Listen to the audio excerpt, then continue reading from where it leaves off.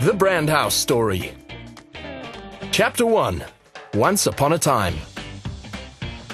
Every great story begins somewhere.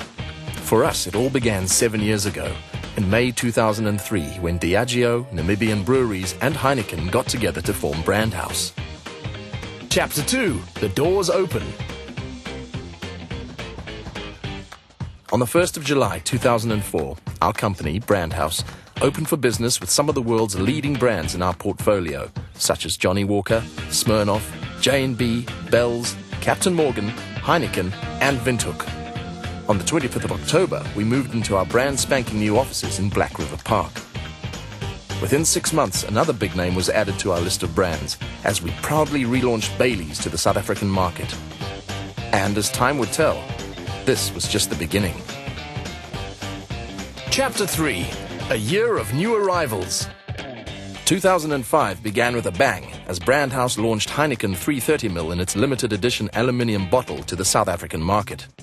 Storm hit the shelves too and was an instant hit with both consumers and the general public alike. 6 months later, it was Tanqueray's turn when Brandhouse brought the famous gin in a green bottle to South Africa on the 6th of June 2005. A month later, we took a brief break from all the hard work to celebrate our first birthday, marking 1 year of trading with enormous success. A month later, and it was time for another celebration as Brandhouse launched Jose Cuervo to South Africa on the 1st of August. And we weren't done yet. Before the year was out, Brandhouse had successfully launched Heineken 650ml as well as Heineken Magnum to the South African market. Chapter 4. Hello Guinness. 14 March 2006, Brandhouse proudly brought one of the biggest names in the world to South Africa in the form of Guinness Limited Edition. Launched on the most fitting day possible, St. Patrick's Day 2006. There was another big day just a month later when Windhoek Big Pack, the 750ml edition, was launched in April. Chapter 5. A seriously good year. 2007 started with a simple resolution: to grow the company in leaps and bounds. This was achieved through main market penetration. On the 6th of March, Heineken NV regained Amstel, and soon the announcement was made that a new brewery would open in South Africa. On the 12th of June, we had our own announcement to make. Brandhouse would market and distribute Amstel in South Africa. Then, a new cider plant was bought and commissioned. And with that, a new name in cider popped up in August 2007 with the launch of Foundry. More good news followed with the launch of Singleton and Smirnoff Black into the market. But it was on the 19th of September that year that Brandhouse received the best news yet. Our company had been awarded the Deloitte Award, voted the best consumer goods business in South Africa in the annual Deloitte survey. But that wasn't all. Brandhouse had also been voted the best medium-sized company to work for in South Africa. This was a major coup for the company. Affirmation at last that not only were we a financial success, but we were a success in the minds of those that counted most, our customers and our very own people. For some companies, it might have been hard to top that kind of news, but we rallied to the challenge, and in October upped the ante yet again with the celebration of a successful reunion between Amstel and South Africa.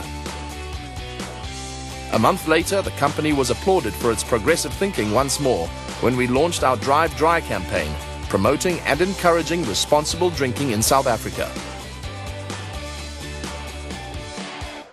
Chapter 6. Let's celebrate. In early 2008, Diageo, Namibian breweries and Heineken entered into discussions together. All parties were in complete agreement. Brandhouse was, without doubt, a horse worth backing.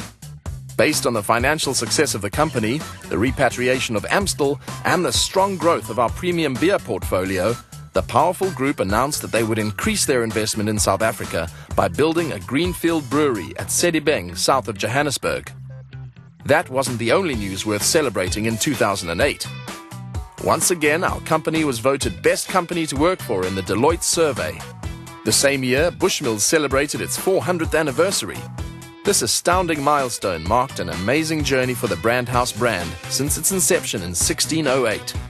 Also, a new joint venture agreement was announced by shareholders. And by the end of 2008, our number of employees had risen to 865. Chapter 7. Onwards and Upwards. 2009 had barely begun when in February that year, the Professional Management Review, otherwise known as PMR, awarded Brandhouse the prestigious Diamond Arrow Award. Later that same year, Gerald Mahinda was appointed as new MD of Brandhouse, while Simon Litherland was appointed as MD of Diageo GB. In August, it was time for our favorite Mexican to make an appearance in the form of Jose Cuervo Black, launched at the Opicopi Music Festival in 2009. Before the year was over, another brand was added to the Brandhouse portfolio, and that brand was Strongbow. By the end of the year, we also had an RTD packaging renovation, plus a 55% share of the premium beer market. Chapter 8. We've only just begun.